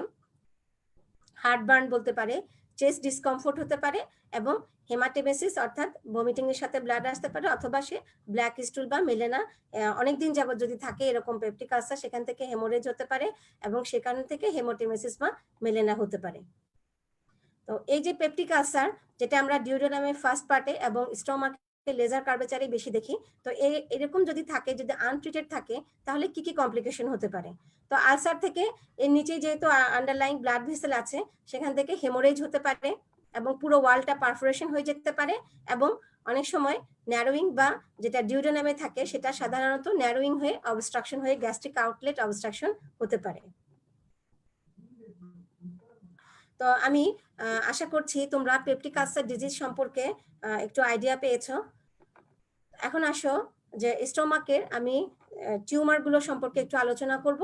তো স্টোমাকের টিউমার গুলো যখন পলিপয়েড লিশন হিসেবে আমরা দেখি, তো সেজন্য এই পলিপ গুলোকেই আমরা দুই ভাগে ভাগ করতে পারি, যে নন নিওপ্লাস্টিক পলিপ বা বিনাইন পলিপ এবং নিওপ্লাস্টিক পলিপ। এবং নিওপ্লাস্টিক পলিপ বা স্টোমাকের যে নিওপ্লাসিয়া, সেটা অন্যান্য নিওপ্লাসিয়ার মতোই বিনাইন এবং ম্যালিগনেন্ট দুটা ভাগে ভাগ করা যায়। তো এখন আসো গ্যাস্ট্রিক পলিপ। আচ্ছা, প্রথমে আসে যে পলিপকে আমরা কিভাবে ডিফাইন করব। পরীক্ষাতে পলিপ সম্পর্কে জিজ্ঞাসা করা হয় এবং রিটেন পরীক্ষাতেও আসে। তো পলিপের ডেফিনেশন যদি বলতে গেলে এটা বলতে হবে যে মিউকোজাল প্রজেকশন টুয়ার্ডস লুমেন। খুব শর্ট করে বলতে গেলে যে মিউকোজাটা যখন লুমেনের দিকে প্রজেকশন হয়ে কোনো ম্যাস তৈরি করে, সেটাকেই আমরা বলি polyp. Luminal lesion projecting above the plane of the mucosal surface. এখন আসো যে পলিপ কেন হয়। পলিপের যদি কারণ আমরা জানতে যাই, তাহলে আমরা মেইনলি চারটা কারণ পলিপের হয় যে মিউকোজাল প্রজেকশন কেন হচ্ছে। একটা হচ্ছে ইনফ্লামেশন, হাইপারপ্লাসিয়া, কোনো একটোপিক টিস্যু থাকলে, অথবা নিওপ্লাস্টিক কারণে। তাহলে আমরা নিওপ্লাস্টিক পলিপ যদি আলাদা করে বাদ দিই, তাহলে বিনাইন পলিপ কি কি কারণে হয়, সেটা হচ্ছে ইনফ্লামেশন, হাইপারপ্লাসিয়া এবং কোনো একটোপিক টিস্যুর কারণে। তো এখন আসো এই যে গ্যাস্ট্রিক পলিপ এগুলোকে আমরা কিভাবে ক্লাসিফাই করব। তো এই কোশ্চেনটা রিটেনে প্রায় দেওয়া হয় এমবিবিএস প্রফেশনাল পরীক্ষাতে। তো আমরা পলিপকে টিউমারের মতোই ক্লাসিফাই করব, যে আমরা জানি টিউমারগুলোকেও আমরা দুটো ভাগে ভাগ করি, এপিথেলিয়াল এবং নন এপিথেলিয়াল অথবা মেসেনকাইমাল টিউমার। ঠিক একইভাবে পলিপকেও আমরা দুটো ক্লাসে ভাগ করব, এপিথেলিয়াল পলিপ এবং নন এপিথেলিয়াল বা স্ট্রোমাল অথবা মেসেনকাইমাল পলিপ। তো এপিথেলিয়াল পলিপ কেন হবে, সেটা হচ্ছে ফান্ডি গ্ল্যান্ড পলিপ, হাইপারপ্লাস্টিক পলিপ এবং অ্যাডেনোমেটাস পলিপ। আচ্ছা, আরেকটা গ্রুপ হচ্ছে হেমাটোমেটাস পলিপ, সেগুলোর মধ্যে আছে জুভেনাইল পলিপ, পিউরজিগার সিনড্রোম, কাউডেন সিনড্রোম এবং পলিপোসিস সিনড্রোম। আর এখানে অনেকগুলো টিউমার আছে যেগুলো হচ্ছে নন এপিথেলিয়াল পলিপ, যেমন স্মুথ মাসেল থেকে লিওমায়োমা, গ্যাস্ট্রোইন্টেস্টাইনাল স্ট্রোমাল টিউমার, ইনফ্লামেশনের কারণে ফাইব্রাস টিস্যু হলে সেখান থেকে inflammatory fibroid polyp, fibroma, lipoma etcetera. তো এভাবে করে আমরা এপিথেলিয়াল এবং নন এপিথেলিয়াল পলিপকে আমরা ক্লাসিফাই করব। এখন আসো আমি দু একটা ইম্পর্টেন্ট পলিপ সম্পর্কে একটু আলোচনা করি। তার মধ্যে 75%, মোর দেন 75% গ্যাস্ট্রিক পলিপ হচ্ছে হাইপারপ্লাস্টিক পলিপ। তো এই হাইপারপ্লাস্টিক পলিপের কারণগুলো আমি একটু আগেই বলেছি, যে পলিপের কারণ বললে আমরা চারটা কারণ বলবো। একটা হচ্ছে ইনফ্লামেশন, হাইপারপ্লাসিয়া, একটোপিক টিস্যু এবং নিউপ্লাসিয়া। তাহলে হাইপারপ্লাসিয়া, এপিথেলিয়াল সেলের হাইপারপ্লাসিয়া হয়ে যে পলিপটা হয় সেটাকে আমরা বলি হাইপারপ্লাস্টিক পলিপ। এখন হচ্ছে যে হাইপারপ্লাসিয়া মানে তোমরা জানো যে ইনক্রিজ নাম্বার অফ সেলস, যখন একটা অর্গানের সাইজ বড় হয়ে যায়, যে due to increase number of cells, তখন আমরা সেটাকে বলি হাইপারপ্লাসিয়া। ঠিক একইভাবে স্টোমাকের মিউকোজাল যে সেলগুলো, এখানে যদি কোনো কারণে কোনো ক্রনিক ইনফ্লামেশন অথবা ক্রনিক ইরিটেশনের কারণে সেলগুলোর সংখ্যায় বেড়ে যায়, তখন সেটা মিউকোজালটা প্রজেকশন হয়ে উপর দিকে উঠে যাবে, সেটাকে আমরা বলবো হাইপারপ্লাস্টিক পলিপ। তো এই পলিপ সাধারণত কোন পেশেন্টদের হয়, যেসব পেশেন্টদের হাইপোক্লোরোহাইড্রিয়া হয় অথবা যাদের পেপসিনোজেন সিক্রেশন কম থাকে, হাইপারগ্যাস্ট্রেনিমিয়া থাকে, এবং একটু আগে আমরা দেখে এসেছি Helicobacter pylori induced chronic gastritis এবং গ্যাস্ট্রিক অ্যাট্রোপি। তো এই কারণগুলো যদি যুক্ত থাকে তাহলে সেই পেশেন্টের ক্ষেত্রে হাইপারপ্লাস্টিক পলিপ বেশি দেখা যায়। এখানে একটা আমরা endoscopic feature of hyperplastic polyp দেখতে পাচ্ছি, যেখানে মাল্টিপল মিউকোজাল প্রজেকশন বা মাল্টিপল পলিপস। এখানে হিস্টোলজি করলে আমরা এই যে খুব স্পষ্টতই বুঝতে পারছি যে মিউকোজাল সেল লেয়ারগুলো লুমিনের দিকে হাইপারপ্লাসিয়া হয়ে একটা মাস তৈরি করেছে, এবং এখানে কোনো ডিসপ্লাসিয়া অথবা কোনো অ্যানাপ্লাস্টিক ফিচার নেই। এবং এই হাইপারপ্লাসিয়ার কারণ হচ্ছে কি, যে এই মিউকোজাতে যখন কোনো ক্রনিক গ্যাস্ট্রাইটিস অথবা ক্রনিক কোনো ইনফ্লামেশন থাকে, তখন অনেকদিন পরে এই ইনফ্লামেশনের কারণে এখানে হাইপারপ্লাস্টিক চেঞ্জ হয়ে এই পলিপটা তৈরি হয়েছে। তো এই পলিপগুলো সাধারণত দুই রকমের থাকে, সিসাইল এবং পেডাঙ্কুলেটেড। যখন স্টক থাকে তখন আমরা এটাকে বলি পেডাঙ্কুলেটেড, আর যখন মিউকোজার সাথে ফ্ল্যাট থাকে, কোনো স্টক থাকে না, তখন আমরা সেটাকে বলি সিসাইল পলিপ। তো অনেক সময় সিঙ্গেলও থাকতে পারে এবং পলিপ মাল্টিপল বা মোর দেন 20ও থাকতে পারে। এবং হাইপারপ্লাস্টিক পলিপগুলো সাধারণত আমরা অ্যান্ট্রামে বেশি পাই, আর এগুলো অনেক সময় ডায়ামিটার 1 to 2 সেন্টিমিটার বা এর চেয়ে তো বড়ও হতে পারে। এবং পলিপের ডায়ামিটার যত বেশি বড় হবে আমরা জানি সেগুলোতে ম্যালিগন্যান্ট পটেনশিয়াল তত বেশি থাকে। তো আমরা হিস্টোলজিক্যালি কিভাবে চিনবো পলিপকে, যে হাইপারপ্লাস্টিক সারফেস এপিথেলিয়াম, অর্থাৎ সারফেস এপিথেলিয়াম সেলগুলোর সংখ্যায় অনেক বেশি পরিমাণে থাকবে, রিজেনারেটিভ সেল থাকবে, এবং নিচে যে ল্যামিনা প্রোপ্রিয়াতে গ্ল্যান্ডস গুলো থাকবে সেগুলো সিস্টের মতো বা সিস্টিক্যালি ডাইলেটেড থাকবে, এবং ল্যামিনা প্রোপ্রিয়াতে কিছু ইনফ্লামেটরি সেল থাকবে। এবং আমরা এগুলোকে ম্যালিগন্যান্ট পলিপ বলবো না, কারণ এখানে সারফেসে বা এপিথেলিয়াল সেলগুলোতে কোনো ডিসপ্লাসিয়া অথবা অ্যানাপ্লাস্টিক ফিচারের আমরা উপস্থিতি পাই না, সেজন্য আমরা এগুলোকে বলতে পারি যে এগুলো হাইপারপ্লাস্টিক পলিপ। আচ্ছা, এখন আরেকটা পলিপ হচ্ছে, আমরা বলেছিলাম যে মোর দেন 75% পলিপই স্টোমাকে হচ্ছে পলিপ, হাইপারপ্লাস্টিক পলিপ। আর কিছু ক্ষেত্রে আমরা ফান্ডি গ্ল্যান্ড পলিপও পেয়ে থাকি, আর মোর লেস দেন 10% ক্ষেত্রে পলিপগুলো আমরা পেয়ে থাকি অ্যাডেনোমেটাস পলিপ। আচ্ছা, এখন আসো অ্যাডেনোমা আমরা কখন বলবো। অ্যাডেনোমা কখন বলবো, যখন আমরা হাইপারপ্লাস্টিক পলিপ বা ইনফ্লামেটরি পলিপের মধ্যে সাইজ বড় থাকে, অথবা এবং হিস্টোলজিক্যালি আমরা এপিথেলিয়াল সেলগুলোর মধ্যে ডিসপ্লাস্টিক ফিচার পাই, তো তখন আমরা এটাকে বলবো অ্যাডেনোমেটাস পলিপ। তো অ্যাডেনোমেটাস, এখানে আমরা এন্ডোস্কোপিক্যালি অ্যাডেনোমেটাস পলিপ দেখতে পাচ্ছি, যেটা সাইজে অনেক বড়, তো সাধারণত অ্যাডেনোমেটাস পলিপগুলো সলিটারি থাকে এবং এটারও একটা ক্লাসিক্যাল লোকেশন হচ্ছে গ্যাস্ট্রিক এন্ট্রাম। তো এখানে আমরা অ্যাডেনোমা কেন বলছি, যখন আমরা পলিপের লাইনিং এপিথেলিয়াল সেলগুলোতে ডিসপ্লাস্টিক ফিচার পাবো। ডিসপ্লাস্টিক ফিচার বলতে আমি তোমাদের জেনারেল প্যাথোলজিতে তোমরা নিশ্চয়ই জেনে এসেছো যে ছোট করে বলা আছে ডিসঅর্ডার গ্রোথ, অর্থাৎ এখানে নর্মাল যে লাইনিং এপিথেলিয়াল সেলগুলো, এখানে আমি ডিসপ্লাস্টিক এপাশে আমি দেখাচ্ছি যে নর্মাল গ্ল্যান্ডস গুলো, আর এখানে হচ্ছে ডিসপ্লাস্টিক গ্ল্যান্ডুলার এপিথেলিয়াম। তো ডিসপ্লাসিয়া বলতে গেলে আমাদের বলতে হবে যে ডিসঅর্ডার গ্রোথ, যে সেলগুলোর গ্রোথটা ডিসঅর্ডার থাকে সেগুলোকে আমরা বলি ডিসপ্লাস্টিক সেল। অর্থাৎ সব সেল নর্মাল, সব সেলগুলো নর্মাল, কিন্তু এর মধ্যে কিছু সেল থাকবে যাদের গ্রোথটা হবে অ্যাবনর্মাল। সেটা অ্যাবনর্মাল কিভাবে, এখানে আমরা দেখো নর্মাল এপিথেলিয়ামে খুবই ছোট বেজালি লোকেটেড একটা নিউক্লিয়াস, আর এখানে দেখো নিউক্লিয়াস গুলো একটু লম্বাটে, এটাকে আমরা বলি নিউক্লিয়ার এলongation। তারপরে নিউক্লিয়াসটা হাইপারক্রোমাটিক, অর্থাৎ নিউক্লিয়াসের কালারটা ডার্ক হবে, নিউক্লিয়াসটা লার্জ হবে। নর্মাল নিউক্লিয়াসের সাথে ডিসপ্লাস্টিক নিউক্লিয়াস গুলো কেমন হবে, যে লার্জ হবে, হাইপারক্রোমাটিক হবে এবং এলongation হবে।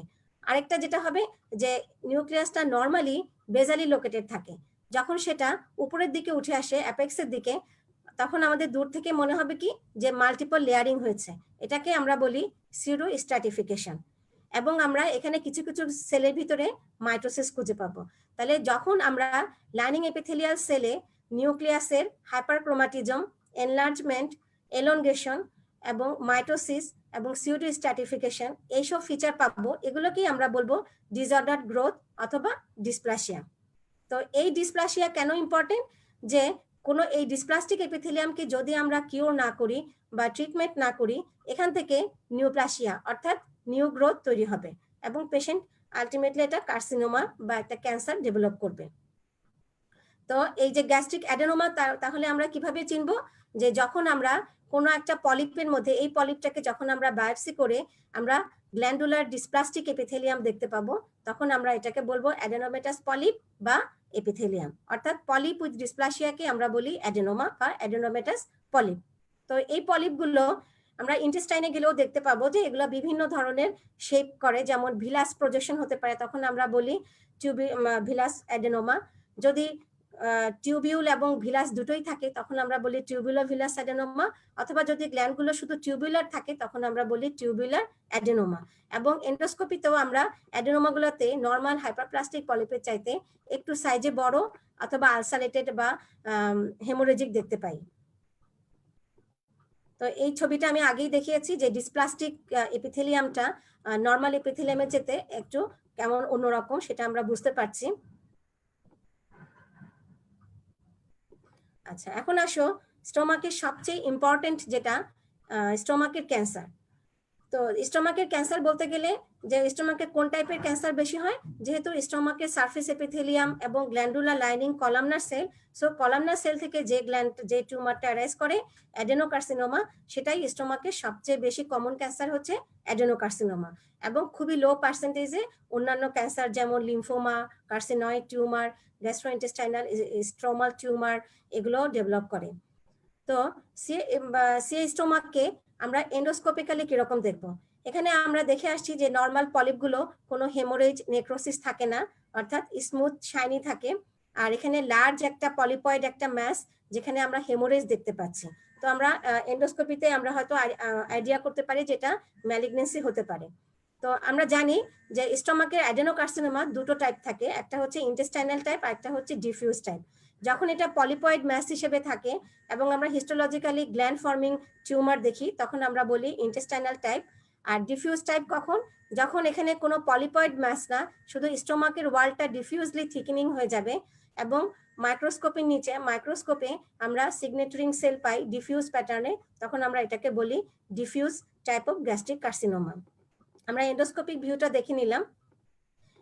এখন যদি আমরা স্টোমাকটাকে দেখি, স্টোমাকের ভিতরে এটা একটা আলসারেটিভ লিশন।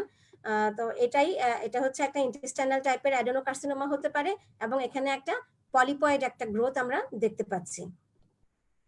তো সিস্টেমিক প্যাথোলজিতে যে ক্যান্সারগুলো পড়তে গেলে আমি তোমাদের বলবো যে একটা গাইডলাইন হচ্ছে কি, যে আমরা ক্যান্সারগুলো প্রথমে আমরা এপিডেমিওলজি জানবো, পরবর্তীতে আমরা ক্যান্সারের ইটিওলজি জানবো, এপিডেমিওলজি, ইটিওলজি, তারপরে হচ্ছে আমরা গ্রস এবং মাইক্রোস্কোপিক মরফোলজি এবং প্যাথোজেনেসিস, এবং সবার শেষে হচ্ছে ক্লিনিক্যাল ফিচার। তো যে কোনো ক্যান্সারেরই ইটিওলজি এবং প্যাথোজেনেসিস বলতে গেলে আমি বলবো যে জেনারেল প্যাথোলজিতে, বিশেষ করে রবিন্স প্যাথোলজিতে নিউপ্লাসিয়া চ্যাপ্টার, ওখানে আমরা বডির সব ধরনের ক্যান্সারের জেনারেল ইটিওলজি এবং প্যাথোজেনেসিস জেনে আসছি, এবং ওখানে টিউমারের যে ডেফিনেশন, টিউমারের যে টাইপগুলো, কিভাবে টিউমারগুলো মেটাস্টাসিস হয়, কিভাবে লোকালি ইনভেশন হয়, টিউমার সার্ভিলেন্স কি, টিউমার এনজিওজেনেসিস কি, এবং মলিকুলার প্যাথোজেনেসিস অফ ক্যান্সার। তো এই কোশ্চেনগুলো যখন আমরা জেনারেল প্যাথোলজি থেকে ভালোভাবে কনসেপশনটা ক্লিয়ার করে আসব, তাহলে সিস্টেমিক প্যাথোলজিতে ক্যান্সার সম্পর্কে আর নতুন করে পড়ার জন্য শুধু দুটো জিনিস থাকবে, একটা হচ্ছে এপিডেমিওলজি আর আরেকটা হচ্ছে মরফোলজি। তো বাকি যে ইটিওলজি এবং প্যাথোজেনেসিস, এগুলো আমরা জেনারেল প্যাথোলজি থেকেই পড়ে আসি। যেমন আমরা যদি বলি যে নিউপ্লাসিয়ার ডেফিনেশনটা কি, কেন আমরা ক্যান্সারের যে স্টোমাকের যে ক্যান্সার, স্টোমাকের যে নিউপ্লাসিয়া, সেটাকে আমরা কিভাবে ডিফাইন করব? যে আমরা জানি neoplasia is an abnormal mass of tissue, the growth of which exceeds and is uncoordinated with that of normal tissue and persists in the same excessive manner after cessation of the stimuli which evoke the change. এখন এই যে cancer বা ম্যালিগনেন্সির criteria গুলো এই ডেফিনেশনের মধ্যে কিন্তু দেওয়া আছে। প্রথমেই বলতে হবে কি, নিউপ্লাসিয়া, নিউপ্লাসিয়া মানে হচ্ছে নিউ গ্রোথ, তাই না? আমরা যে কোনো অর্গানে আমরা যে এতগুলো ডিজিজ পড়েছি, ইনফ্ল্যামেটরি ডিজিজ পড়েছি, পলিপ পড়ে বা পেপটিক আলসার পড়ে এসেছি স্টোমাকে, আমরা কোনো নিউ গ্রোথ পড়ি নাই। তাহলে নিউপ্লাসিয়া হবে কি, যখন স্টোমাক ওয়ালে কোনো নিউ গ্রোথ হবে। এবং এই নিউ গ্রোথটার ক্রাইটেরিয়া কি, এরপরেই বলা আছে যে abnormal mass of tissue the growth of which exceeds and is uncoordinated with that of normal tissue. অর্থাৎ একটা নর্মাল টিস্যু যে রেটে গ্রোথ বা প্রলিফারেশন হবে, তার চাইতে এই অ্যাবনর্মাল ম্যাস অফ যে টিস্যুটা থাকবে, এর গ্রোথটা থাকবে এক্সেসিভ, অনেক বেশি, এবং আনকোঅর্ডিনেটেড, কোনো সমন্বয় থাকবে না, কোনো রেগুলারিটি থাকবে না, আনকোঅর্ডিনেটেড একটা গ্রোথ হবে। এবং পরবর্তী ক্রাইটেরিয়া কি, and persist in the same excessive manner after cessation of the stimuli which evoke the change। অর্থাৎ যে কারণে এই নিউপ্লাস্টিক গ্রোথটা শুরু হয়েছিল, আমরা যদি সেই স্টিমুলাসটাকে উইথড্র করে ফেলি, তাহলে এই নিউপ্লাস্টিক যে ম্যাসটা, এই ম্যাসটার গ্রোথটাকে আমরা কিছুতেই থামাতে পারবো না, এবং এই গ্রোথটা চলতেই থাকবে, চলতেই থাকবে। তো তাহলে আমরা নিউপ্লাস্টিক ম্যাসের কি কি ক্রাইটেরিয়া পেলাম, যে এটা হচ্ছে একটা নিউ গ্রোথ বা একটা abnormal mass of tissue, the growth of which exists and is uncoordinated with that of the normal tissue. তার মানে হচ্ছে কি, নর্মাল টিস্যুর চাইতে এর গ্রোথটা হবে অনেক বেশি এবং আনকোঅর্ডিনেটেড।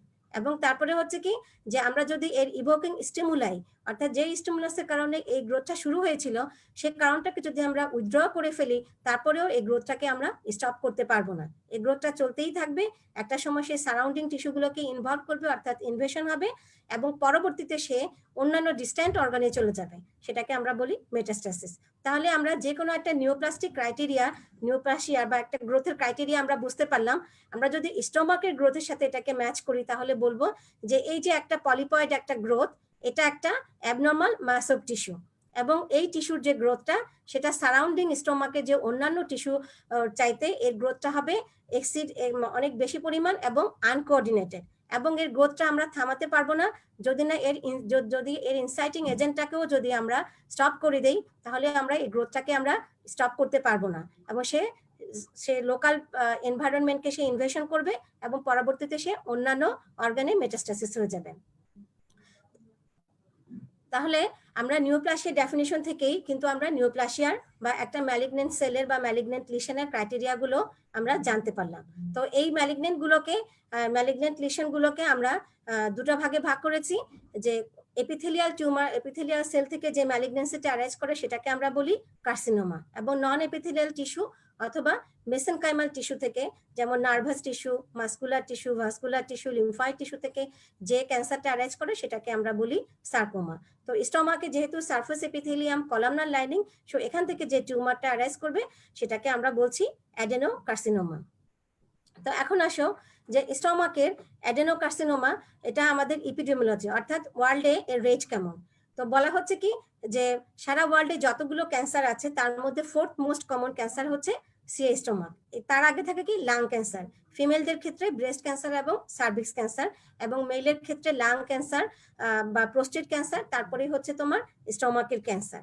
তো এবং কিন্তু এই ওয়ার্ল্ডের বিভিন্ন দেশভেদে এই সিএ স্টোমাকের ইয়েগুলো রেট ইনসিডেন্স এবং মর্টালিটি রেট বিভিন্ন রকমের।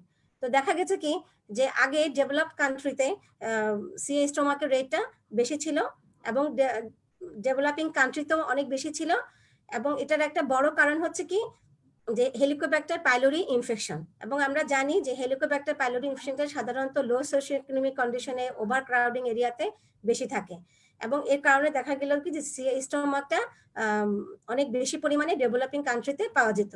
কিন্তু পরবর্তীতে হেলিকোব্যাক্টার পাইলোরি ট্রিটমেন্ট যখন আবিষ্কার হলো, তোমরা জানো যে ট্রিপল থেরাপি দিয়ে এখন হেলিকোব্যাক্টার পাইলোরি চিকিৎসা করা হয়। তারপরে হচ্ছে ফুড প্রিজার্ভেশন, যেমন আগে যেরকম স্মোক ফুড বা অনেক বেশি লবণ দিয়ে ফুড প্রিজার্ভ করে রাখা হতো, তো সে কারণেও সিএ স্টোমাক ডেভেলপ করতো অনেক বেশি। তো এখন রেফ্রিজারেশনের কারণে যে ফুড প্রিজার্ভেশনটা ভালো হওয়ার কারণে এখন কোনো কোনো এরিয়াতে যে সিএ স্টোমাকের রেটটা কমে গিয়েছে। অর্থাৎ দুটো কারণে এখন সিএ স্টোমাকের মর্টালিটি রেট এবং ইনসিডেন্স রেট কমেছে। একটা হচ্ছে হেলিকোব্যাক্টার পাইলোরি ইরাডিকেশন এবং প্রপার ফুড প্রিজার্ভেশনের কারণে এই সিএ স্টোমাকের রেটটা অনেক দেশে এবং অনেক এরিয়াতে কমে গিয়েছে। তো এখন আসো যে যেটা পরীক্ষার জন্য খুবই ইম্পর্টেন্ট, যে তোমাদের পরীক্ষা অনেক সময় আসে যে WHO classification of stomach tumour. তো টিউমারের ক্লাসিফিকেশন অনেক ক্লামজি লাগলেও খুব সহজেই আমরা আগে জেনে নিব যে কিভাবে ক্লাসিফাই করব। ফর্মুলাটা হচ্ছে আমরা প্রথমে জেনে নিব যে এপিথেলিয়াল টিউমার গুলো কি কি আছে এবং নন এপিথেলিয়াল অর্থাৎ মেসেনকাইমাল টিস্যু থেকে কি কি টিউমার গুলো অ্যারাইজ করে। তো এপিথেলিয়াল টিউমার থেকে আমরা জানি যে বিনাইন টিউমার, যেহেতু স্টোমাকে গ্ল্যান্ড আছে সেখান থেকে বিনাইন টিউমার অ্যারাইজ করলে সেটাকে আমরা বলি অ্যাডেনোমা, এবং সেটা ম্যালিগন্যান্ট কাউন্টার পার্ট হচ্ছে অ্যাডেনোকার্সিনোমা। তাহলে আমাদের এটা জানলেই হবে যে এপিথেলিয়াল টিউমারের মধ্যে সবচেয়ে কমন হচ্ছে অ্যাডেনোকার্সিনোমা। তারপরে কার্সিনয়েড টিউমার হতে পারে, স্মল সেল কার্সিনোমা হতে পারে। এরপর নন এপিথেলিয়াল টিউমারের মধ্যে আমরা সবচেয়ে কমনলি যেটা দেখি স্টোমাকে সেটা হচ্ছে জিস্ট বা গ্যাস্ট্রোইন্টেস্টাইনাল স্ট্রোমা টিউমার। তারপরে আমরা স্মুথ মাসেল থেকে আসতে পারে লিওমায়োমা, নার্ভ ফাইবার থেকে বা সোয়ান সেল থেকে আসতে পারে সোয়ানোমা, তারপরে লিওমায়োসার্কোমা, এবং স্টোমাকের আরেকটা কমন টিউমার হচ্ছে লিম্ফোমা। তাহলে মেইন তিনটা হেডিং এ আমরা মনে রাখবো এপিথেলিয়াল টিউমার, নন এপিথেলিয়াল টিউমার এবং লিম্ফোমা। এপিথেলিয়াল টিউমারের মধ্যে অ্যাডেনোকার্সিনোমা কমন এবং কার্সিনয়েড টিউমার কমন, আর নন এপিথেলিয়াল টিউমারের মধ্যে কমন হচ্ছে জিস্ট এবং লিওমায়োমা, সোয়ানোমা, এগুলো। তো এখন আসো এই যে সিএ স্টোমাক, আমরা ক্যান্সারের ইটিওলজি যেটা আমরা জেনারেল প্যাথোলজিতেও জেনে আসছি যে কিছু ক্যান্সারের জন্য কিছু ইটিওলজিক্যাল ফ্যাক্টর কাজ করে। আমরা ওখান থেকে একটু রিক্যাপিচুলেশন করতে হবে, পড়ে আসতে হবে যে হোস্ট ফ্যাক্টর বা এনভায়রনমেন্টাল ফ্যাক্টর এবং জেনেটিক ফ্যাক্টর কি কি আছে, কিভাবে মলিকুলার প্যাথোজেনেসিস অফ ক্যান্সারে, সেখান থেকে পড়ে আসলে আমাদের সিএ স্টোমাকটা প্যাথোজেনেসিসটা বুঝতে আমাদের সহজ হবে। তো স্টোমাকে ক্যান্সার হওয়ার জন্য কি কি এনভায়রনমেন্টাল ফ্যাক্টর দায়ী, আমরা আগেই বলে এসেছি যে এইচ পাইলোরি এটা একটা কমন অর্গানিজম যেখান থেকে প্রথমে ক্রনিক গ্যাস্ট্রাইটিস বা পেপটিক আলসার ডিজিজ এবং পরবর্তীতে ক্যান্সার হতে পারে। এবং ডায়েট, কোন কোন খাবারগুলোতে সিএ স্টোমাকের উপাদান আছে, যেমন নাইট্রাইটস ডেরিভেটিভস, প্রিজার্ভ ফুড যেগুলো থাকে, স্মোক ফুড, ওগুলোতে নাইট্রাইট থাকে, সেগুলো সিএ স্টোমাকের একটা বড় কারণ। স্মোক ফুড এবং সল্টেড ফুডস এগুলো হচ্ছে সিএ স্টোমাক করতে পারে। লো সোশিওইকোনমিক স্ট্যাটাস, এটা তোমার যে এইচ পাইলোরি ইনফেকশন হয় এই গ্রুপগুলোতে বেশি, তো সে কারণে এই গ্রুপে সিএ স্টোমাক বেশি, এবং এক্সেসিভ সিগারেট স্মোকিং। তারপরে আসো কিছু হোস্ট ফ্যাক্টর কাজ করা, যেমন কোনো পেশেন্টের যদি ক্রনিক গ্যাস্ট্রাইটিস থাকে অনেক দিন, অথবা পার্শিয়াল গ্যাস্ট্রেক্টমি থাকে, কোনো অবস্ট্রাকশনের কারণে গ্যাস্ট্রেক্টমি অপারেশন হয়েছে, গ্যাস্ট্রিক অ্যাডেনোমা যেখানে আমরা বলেছি ডিসপ্লাস্টিক সেল থাকে, সেখান থেকে সিএ স্টোমাক হতে পারে। এবং কিছু জেনেটিক ফ্যাক্টর সবসময় ইনভলভ থাকে আমরা জানি ক্যান্সার প্যাথোজেনেসিসে। এখানে যেটা জেনেটিক ফ্যাক্টরের মধ্যে যেটা ইম্পর্টেন্ট সেটা হচ্ছে ফ্যামিলিয়াল পলিপোসিস সিনড্রোম এবং হেরিটারি নন পলিপোসিস কোলন ক্যান্সার সিনড্রোম। এই দুটো সিনড্রোম যাদের থাকে তাদের ক্ষেত্রে সিএ স্টোমাক হওয়ার প্রবণতাটা বেশি থাকে। আচ্ছা, এখন আসো যে main etiological factor of gastric carcinoma কি কি আছে। একটা পেশেন্ট যদি এইচ পাইলোরি ইনফেকশনে ভুগে, অথবা তার ডায়েটটা সে সবসময় সে কার্সিনোজেনিক ডায়েটে অভ্যস্ত থাকে, এবং তার সাথে তার যদি কোনো জেনেটিক মিউটেশন থাকে এবং তার কোনো প্রি ক্যান্সারাস লিশন যেগুলো থাকে সেগুলো যদি কোনো একটা বা অনেকগুলো থাকে, তাহলে সেখান থেকে তার গ্যাস্ট্রিক ক্যান্সার ডেভেলপ করতে পারে। এখন আসো প্রি ক্যান্সারাস লিশনগুলো কি কি আছে, যেমন আমরা আগেই পড়ে এসেছি ক্রনিক অ্যাট্রোপিক গ্যাস্ট্রাইটিস। যখন গ্যাস্ট্রিক গ্ল্যান্ডগুলো অ্যাট্রোপি হয় তখন সেখান থেকে ক্রনিক ইরিটেশনের কারণে মেটাপ্লাসিয়া হয়, এবং আমরা জানি যে মেটাপ্লাস্টিক এপিথেলিয়ামটা হচ্ছে fertile soil for malignant transformation. সেজন্য ক্রনিক অ্যাস্ট্রোপিক গ্যাস্ট্রাইটিসকে আমাদেরকে খুবই গুরুত্ব দিয়ে ট্রিটমেন্ট করতে হবে যেন পরবর্তীতে ম্যালিগন্যান্ট ট্রান্সফরমেশন হতে না পারে। গ্যাস্ট্রিক আলসার, সেটা এইচ পাইলোরি দিয়ে হোক বা অটোইমিউন হোক, সেখান থেকে ক্যান্সার ডেভেলপ করতে পারে। গ্যাস্ট্রিক পলিপ, বিশেষ করে বড় সাইজের পলিপগুলো এবং অ্যাডেনোমেটাস পলিপ, এখান থেকে গ্যাস্ট্রিক ক্যান্সার হতে পারে। অথবা গ্যাস্ট্রিক র্যামনেন্ট যদি অন্য কোনো, যেমন আমরা জানি যে মিকলস ডাইভার্টিকুলামে কোনো একটোপিক গ্যাস্ট্রিক টিস্যু থাকতে পারে, সেখান থেকেও তোমার অ্যাডেনোকার্সিনোমা ডেভেলপ করতে পারে। তো কিভাবে ক্যান্সার প্যাথোজেনেসিস, তো ক্যান্সার প্যাথোজেনেসিস বলতে গেলে আমি সেই আবার জেনারেল প্যাথোলজিতে ফিরে যাব। সেখানে আমরা মলিকুলার প্যাথোজেনেসিস পড়ে এসেছি, জেনেটিক মিউটেশন হলে কিভাবে হবে, কোন কোন জিনস গুলো ইনভলভ থাকে। তো তোমরা যদি আমাকে এলাও করো, আমি কমেন্ট বক্সে লিখে দিও, আমি নিউপ্লাসিয়ার আলাদা একটা ক্লাস নিয়ে তোমাদেরকে general pathogenesis of cancer development আমি বুঝিয়ে দেব। তো এখানে আমরা অনেক লম্বা কথা বলবো না, এখানে আমরা স্টোমাকে যে অ্যাডেনোকার্সিনোমা কিভাবে হয়, কোন কোন সিকুয়েলি মেনটেন করে, আমি শুধু সেটুকুই বলবো। যেমন প্রথমে নর্মাল মিউকোসা, তো আমরা বলেছি যে নর্মাল মিউকোসাতে বিভিন্ন কারণে বা বিভিন্ন কারণ থেকে ইনফ্লামেশন হওয়ার, তার মধ্যে একটা বড় কারণ হচ্ছে হেলিকোব্যাক্টার পাইলোরি ইনফ্লামেশন। তো হেলিকোব্যাক্টার পাইলোরি কি করে, অনেকদিন যাবত যখন ইনফেকশন হয় সে ক্রনিক গ্যাস্ট্রাইটিস করে এবং অ্যাক্টিভলি গ্যাস্ট্রাইটিসটা থাকে। তো ধরো আমরা এইচ পাইলোরি ইনফেকশন ট্রিটমেন্ট করলাম না, পরবর্তীতে গ্যাস্ট্রিকের যে গ্ল্যান্ডস গুলো থাকে তারা অ্যাট্রফি হয়ে যাবে, অর্থাৎ তাদের ফাংশন লস হয়ে সাইজে ছোট হয়ে যাবে। এই অ্যাট্রফিক গ্ল্যান্ড গুলো খুবই প্রোন থাকে ইন্টেস্টাইনাল মেটাপ্লাসিয়া হওয়ার, যেটা আমরা চিনব কিভাবে, স্টোমাকের গ্ল্যান্ডের লাইনিং এ আমরা গবলেট সেলের উপস্থিতি পাবো। এই মেটাপ্লাস্টিক এপিথেলিয়াম থেকে পরবর্তীতে ডিসপ্লাসিয়া, যার ক্রাইটেরিয়া গুলো আমি একটু আগে বলে এসেছি, যে নিউক্লিয়াসের হাইপারক্রোমাটিজম, সিউডোস্ট্যাটিফিকেশন, এলনগেশন এবং এনলার্জমেন্ট হবে, মাইটোসিস থাকবে, তখন আমরা বলবো ডিসপ্লাস্টিক এপিথেলিয়াম। এবং পরবর্তীতে এই ডিসপ্লাস্টিক এপিথেলিয়ামটাই ধীরে ধীরে গ্যাস্ট্রিক ক্যান্সারে পরিণত হতে পারে। এবং এই প্রত্যেকটা স্টেপে হতে অনেক দিন সময়ের প্রয়োজন হয়, এবং এর ফাঁকে ফাঁকে অবশ্যই পেশেন্টের জেনেটিক মিউটেশন থাকতে হবে, বিশেষ করে এপিসি জিন, যেটা একটা খুব গুরুত্বপূর্ণ টিউমার সাপ্রেসর জিন। গ্যাস্ট্রিক ক্যান্সারের ক্ষেত্রে আমরা এপিসি জিনের মিউটেশনে বেশি পাই, এবং অ্যাডিশনাল আরো কিছু মিউটেশন থাকবে। তো এখানে একটা কথা বুঝতে হবে, এই যে নর্মাল মিউকোজা থেকে বিভিন্ন স্টেপে ক্যান্সার হওয়ার জন্য প্রচুর সময়ের প্রয়োজন। এখন আমরা আমাদের এই সময়ে আমরা যদি প্রি ক্যান্সারাস স্টেজগুলো, বিশেষ করে গ্যাস্ট্রিক অ্যাট্রফি, মেটাপ্লাসিয়া বা ডিসপ্লাস্টিক অবস্থায় যদি আমরা পেশেন্টকে এই লিশনটাকে আইডেন্টিফাই করতে পারি এবং আমরা পেশেন্টকে ম্যানেজ করে ফেলতে পারি, ট্রিটমেন্ট করতে পারি, তাহলে পেশেন্টকে আমরা ক্যান্সার থেকে প্রিভেন্ট করতে পারবো। এবং এটাও তোমরা জানো যে এন্ডোস্কোপি আবিষ্কার হওয়ার পর থেকেই এন্ডোস্কোপি এবং তার সাথে সাথে সাথে বায়োপসি নিয়ে হিস্টোপ্যাথোলজি করার ফলে এখন আমরা এই প্রি ক্যান্সারাস যে লিশনগুলো, অ্যাট্রোপিক গ্যাস্ট্রাইটিস বা মেটাপ্লাস্টিক এপিথেলিয়াম বা ডিসপ্লাস্টিক এপিথেলিয়াম, এগুলো যখন আমরা আইডেন্টিফাই করতে পারি, সাথে সাথে আমরা ম্যানেজ করে আমরা ক্যান্সার থেকে প্রিভেন্ট করতে পারি, এবং এই কারণেই গ্যাস্ট্রিক ক্যান্সারের মর্টালিটি এবং মরবিডিটিও অনেকটাই কমে গিয়েছে। তো এই গ্যাস্ট্রিক ক্যান্সারের আমরা আগেই বলেছিলাম আমি যে দুটো টাইপ থাকে গ্যাস্ট্রিক অ্যাডেনোকার্সিনোমার, একটা হচ্ছে ইন্টেস্টাইনাল টাইপ, যখন সেটা পলিপয়েড লিশন হিসেবে থাকে এবং গ্ল্যান্ড ফর্ম করে, মাইক্রোস্কোপের নিচে আমরা দেখতে পাই। আর একটা হচ্ছে ডিফিউজ প্যাটার্ন, যেখানে আমরা একটা সেল দেখতে পাই, বিশেষ সেল, সেটা হচ্ছে সিগনেচারিং সেল। তো আমি এটা দেখাচ্ছি, যেমন এখানে ডিফিউজ টাইপ, এখানে কোনো রকমের গ্ল্যান্ড ফর্মেশন আমরা দেখতে পাচ্ছি না, নিউপ্লাস্টিক সেলগুলো ডিফিউজ প্যাটার্নে আছে। আর এখানে যেহেতু নিউপ্লাস্টিক সেলগুলো গ্ল্যান্ড ফর্ম করেছে, সেজন্য আমরা এটাকে ইন্টেস্টাইনাল টাইপ বলছি। আচ্ছা, ডিফিউজ প্যাটার্নে সিগনেচারিং সেলের কথা আমি বলেছি। এই যে দেখো আংটির মতো সেলগুলো এখানে কেন হয়েছে, যে এখানে মিউসিন দিয়ে সেলটা, সাইটোপ্লাজমটা অনেকটা এক্সটেনশন হয়েছে এবং নিউক্লিয়াসটা এক সাইডে পুশ আপ হয়েছে, এক সাইডে নিউক্লিয়াসটা থেকে মিউসিন কন্টেনিং সেলটা আমরা দেখতে পাচ্ছি। তো এটাকে বলা হয় সিগনেচারিং সেল, অর্থাৎ আংটির মতো দেখতে। তো এই সেলটাই ডিফিউজ প্যাটার্নে, এখানে কোনো গ্ল্যান্ড ফর্মেশন দেখা যাচ্ছে না। তো আমরা ডিফিউজ যে টাইপ অফ গ্যাস্ট্রিক কার্সিনোমা, সেখানে আমরা সিগনেচারিং সেল পাই, আর ইন্টেস্টাইনাল টাইপে আমরা একটা গ্ল্যান্ড ফর্মেশন পাই ম্যালিগন্যান্ট সেল দ্বারা। তো এভাবে করি আমরা স্টোমাকের অ্যাডেনোকার্সিনোমা ডায়াগনোসিস করি।